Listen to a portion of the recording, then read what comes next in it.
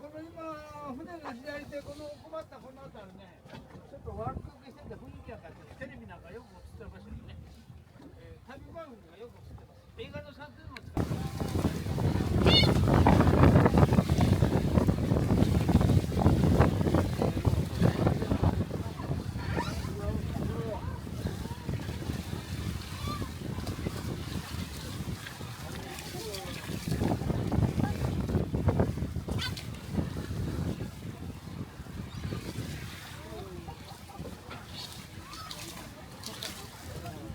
これも。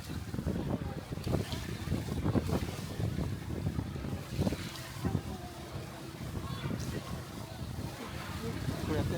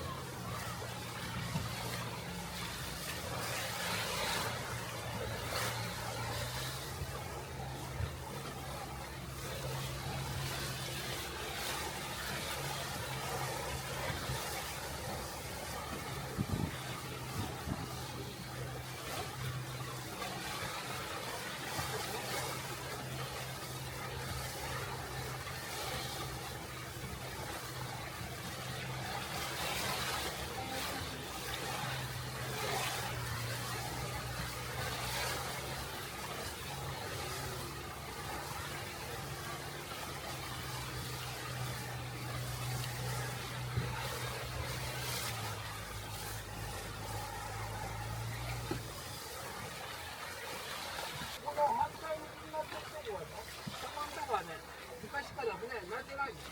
江戸からね、270年続いてる築地だからね、盛んなで、屋根がだいぶ波ってますと、まだ頑張ってるお酒の。女性の方で、あんまり使ったお酒があるとね、ピンク色にお酒召し上がります。